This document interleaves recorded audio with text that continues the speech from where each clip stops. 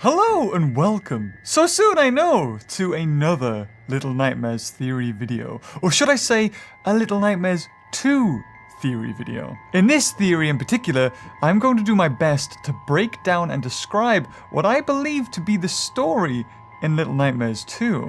So it goes without saying, of course, this is a theory, but that's all the fun of it when it comes to Little Nightmares. I'm going to answer burning questions, like why did Mono turn into the Thin Man at the end of the game?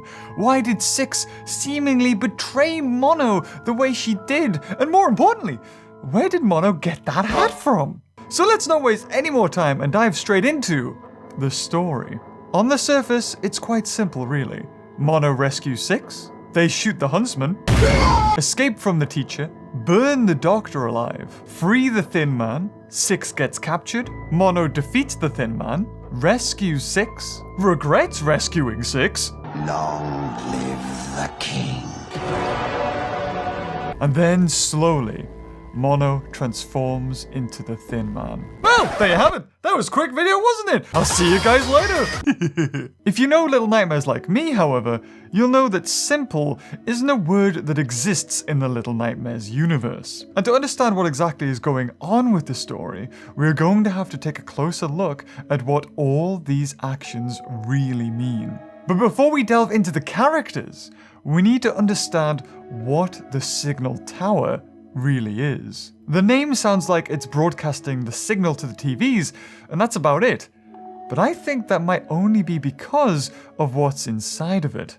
The Thin Man. The Thin Man's power, much like Mono's, is to travel through the TVs and shoot out frequencies, or something like that. And he does something weird with his hand, look at him. But the Signal Tower may be similar to another place we've came across in the Little Nightmares universe.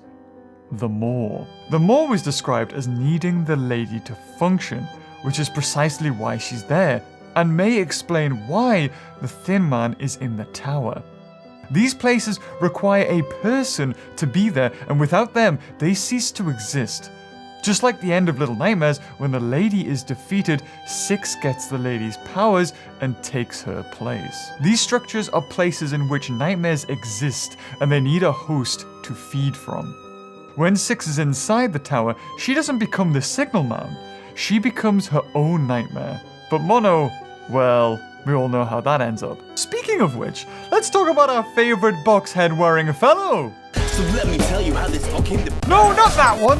This one! That's better. Mono. The name being a reference to different frequencies like mono and stereo, which could relate to his interactions with the television sets. But let's be honest, he does quite a lot of that. From the very beginning of the game, Mono sets out to find the Thin Man and free him. Whether this is subconscious or not, he is always drawn to the alluring static of the televisions.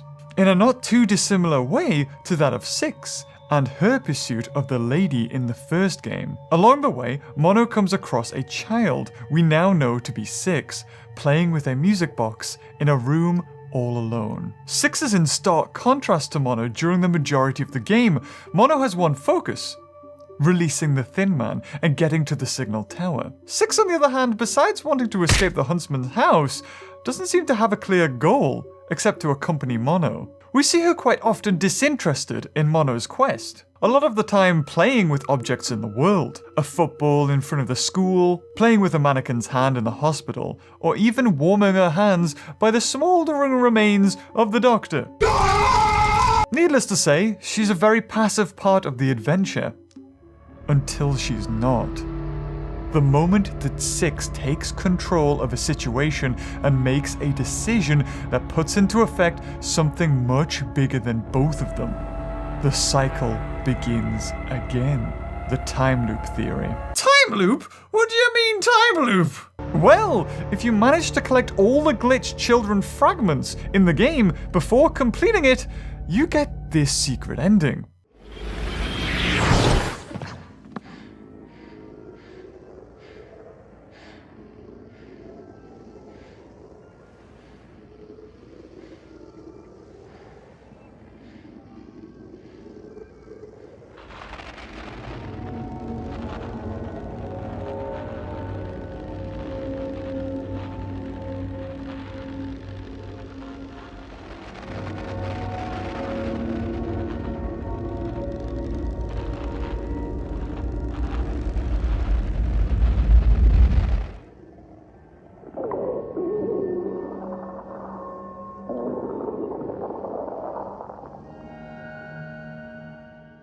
Here you see Six's next steps after she escapes the signal tower.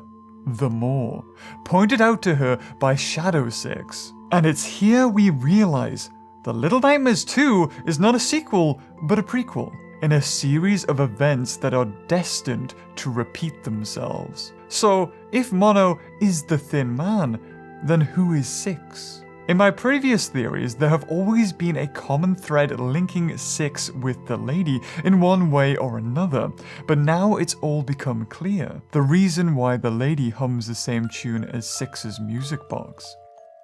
The reason why the picture in Six's nightmare appears in the lady's own bedroom. The reason why just before it's destroyed, the music box is the exact same shape as the Maw, chimney and all. Six is the lady from a previous cycle. Just as Mono is destined to become the Thin Man, Six is now destined to become the Lady of the Maw. The reason why Six is so attached to the music box in her monster state during her nightmare in the signal tower is because of what the music box represents. Remember, Six is only 9 at the time of the events of Little Nightmares. Six is still a child, and the music box makes her feel safe. It's something that was always constant to her until Mono, smacked down the door. Her entire nightmare room becomes a safe space for her. Even the teddy bears and toys are a reminder of the fun she had in the hospital when her and Mono were playing with the X-ray machine. The reason why the Maw is shaped like the destroyed music box is because that is her desire. It's her nightmare. A life with it or a life without it. With it, she can't bear to be apart from it. And without it, is a nightmare all in itself. And if we just stop for a moment and have a look at the room that Six finds herself trapped in, there are even more clues that tie her to the lady. In general, the room is a purple color, and that's something that we found in the original Little Nightmares game that seems to be synonymous with the lady. Her residence area, her bedroom, everything is purple, even down to the wallpaper that we can see in this room. Even if we look at the Residence DLC for Little Nightmares, the same dolls that the lady was holding and caressing are right next to Six. Many times through the battle with Six's monster form, Mono has to break down a door to enter her room. In these brief moments, after Mono has smashed the music box, he finds himself in an empty vacuum. I believe this is what actually lies inside the signal tower. Nothing. But the monster that we see at the end of the game take control of Mono is already taking control of Six, therefore leaving the rest of the place barren. And how does Mono get back to Six? He smashes down the door just like he did when he first met Six. That this room we see Six in isn't actually her nightmare, but Mono breaking into the room is the nightmare. He was the one that took her away from her safe space, away from her music box. And just like Six's inevitable prison, it's the same way for the Thin Man and his giant tower. On the Little Nightmares website, in the Thin Man's description, it states he's searching for something. That something is Six. And what better way to find her than a giant tower overlooking all other buildings? So if this Thin Man is Mono, then why does he hunt you? And why does he steal Six away from you? He's not trying to kill Mono, he's trying to save him. His past self. The Thin Man knows that if Mono keeps on going this course, he's going to end up exactly the same as him. That Six is going to drop him into the abyss, inadvertently become the next Thin Man. So what does he do? He takes away Six from Mono in hopes of breaking his own cycle. He doesn't try to kill you when he captures you. He's trying to stop you. He's actively trying to chase you away from the TV, away from Six, and to stop you from rescuing her. Chasing you away from the signal tower where she's kept. Holding out his hand to stop you. Unfortunately, by the end, his desire to save himself is not as strong as his child self desire to save Six, and over again, he is defeated. But the Thin Man isn't the only one that is trying to break this cycle, and he's not the only one suffering with a self-fulfilling prophecy. The lady too tries to stop it. Her imprisoning of the children is her way of stopping anyone who resembles Six coming after her, as she knows she was a child when she devoured the previous lady. She has deliberately broken every mirror in an attempt to disarm Six of a weapon, the only weapon that can defeat her. Although she herself doesn't have it in her to kill any children, and instead turns them into faceless, powerless gnomes that help power them all. And this brings us to the moment. You know, the one where someone will montage loads of popular YouTubers reacting to it. Wait, why am I there? The moment where escape seemed so close, about to escape the nightmare that is the Signal Tower. Six had a chance to save Mono, but didn't. Why? From the first time we see Six in the game, she's cramped tight around the music box. It's important to her, and it's why when she's all alone in her own nightmare in the Signal Tower, that it too is also there. When Mono calls out to her, she presents the music box to him as if sharing it with him, like a child wanting to show a parent a toy they like. And what does Mono do instead? He destroys it. To Mono, this makes sense. He's doing it to save her from the nightmare that she finds herself trapped within. But to Six, this enrages her. And from here on out, she only wants to protect her music box from Mono, even to the point of killing him. The one person that's been helping her so far. When Mono finally destroys the music box and brings Six back to her normal self, she isn't the same anymore. She gets up slowly and stares down Mono. Even though he did this for her own good, she didn't want him to. If we take a look back during the previous events I've mentioned earlier, Six actually isn't a good child.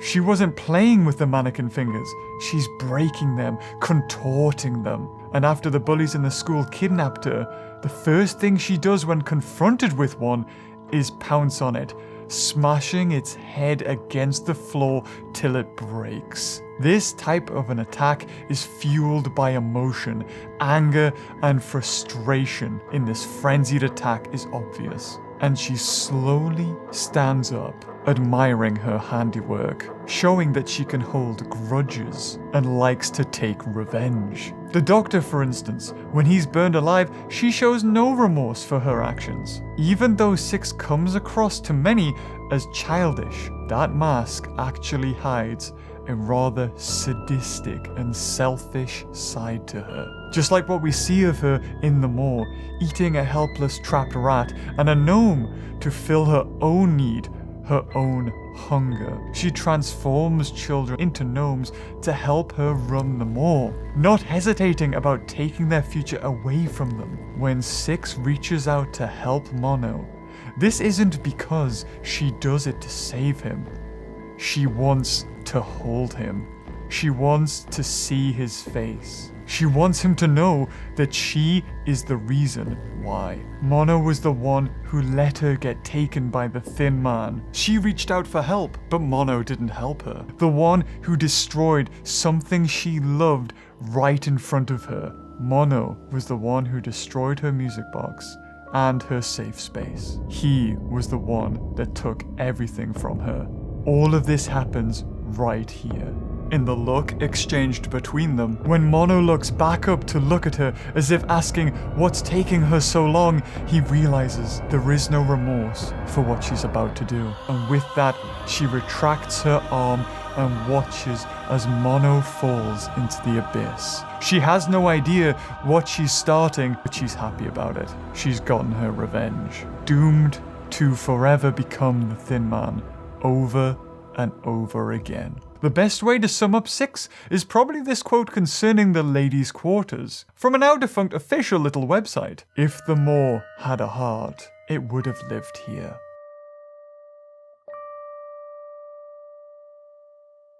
So that leaves one question. If this is a cycle, that would mean there would have to have been a start. The first ever Six and the first ever Mono. There would also have to be a way to control everything, to make sure that these events play out exactly the way they need to ensure that the cycle repeats. In the school, we see a chart of what appears to be the world, and scribbled all over it is the marking of the eye. I believe that it's this monster that takes control of Six's soul, manipulating it into a way in order to play out the events it needs to repeat the cycle. It's the one that leads Mono to destroy his past self, the Thin Man, by leading Mono from the train. It tells Six to go to the moor and watches as she slowly consumes more and more to fill in the void that soul has left, until at the right time she gets her soul back, consuming the completed soul of her past self, the lady. And this is precisely why the lady doesn't put up a fight. She knows exactly what's gonna happen and has accepted her fate, to be eaten by herself. The soul that has been passed from one lady to the next. This could be why we see many pictures in the lady's quarters or residence that show multiple ladies. These are all previous Sixes, and it isn't until these events have come to pass that Six realizes what she has done, and by that time, it's too late. Whatever higher power is controlling this world needs the signal tower to have a Thin Man and needs the moor to have a lady. Without its interference, the lady would eventually pass, and thus the nightmare and the cycle would be over. The saddest part about this is, if the Thin Man once released by Mono had not pursued Mono and Six and tried to break away Six from Mono, none of this would have happened. The moment the Thin Man grabs Six, it starts a series of events that will eventually lead her to dropping Mono. As we've seen throughout the entire game, slowly but surely, Mono and Six have actually formed a relationship. A friendship of sorts. Right up to the moment when Mono releases the Thin Man. This tiny little interaction speaks volumes. Even though Six is sadistic and selfish, she's grown to care for Mono. But unfortunately, because the Thin Man takes away Six, Mono has to destroy something she loves, which in turn leads to Six hating him and doing the thing she does. He begins Six's cycle to become the lady and to be eaten by herself. The definition of insanity is doing the same thing over and over again and expecting a different result. I would say that doing the same thing over and over, reliving the same experience over and over again, knowing that the outcome will always be the same, is the definition of a nightmare. And just like a true nightmare, they are both doomed to repeat the same lives over and over again. That no matter what they do, they will be powerless to stop it. But that's just a theory. A beaver theory! Yeah! Well, there you have it. What was it, like a day, maybe 2 days after I finished doing the playthrough? I couldn't help myself, guys. I just had to sit down and get my thoughts out of there. And apparently, I'm not even the only one. The same day I finished my playthrough and started writing this script, I received loads of comments from you guys who had came up with basically the same thing. That this was a time loop. Mono was destined to become the Thin Man and Six the lady. You could look at this as Little Nightmares actually getting better at what they're doing, as in people are knowing now and being able to figure it out, or worse, because now everyone knows what's going on.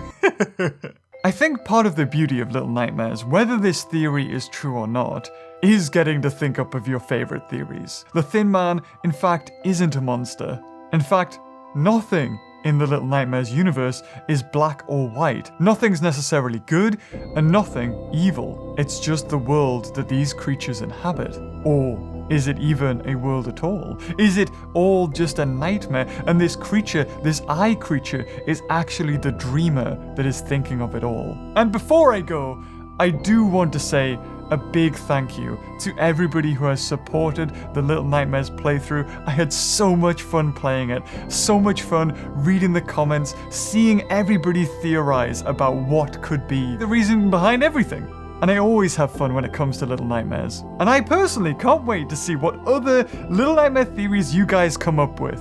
And of course, maybe we'll get the television series. There's actually comic books that I haven't even looked at, so maybe that'll be a second video, or, you know, something that we need to look at, because there's probably going to be plenty of lore in there. But anyway, guys, I just want to say thank you. Thank you so much for supporting me and supporting this channel, allowing me to, what is mainly a dinosaur channel, to play something like this, something that you give me the freedom to be able to play and do what I really love and enjoy. And it helps so much knowing that you're going to be there to support me no matter what crazy thing I come up with next. So, my little cuties, my little nightmares, I'll see you in another video.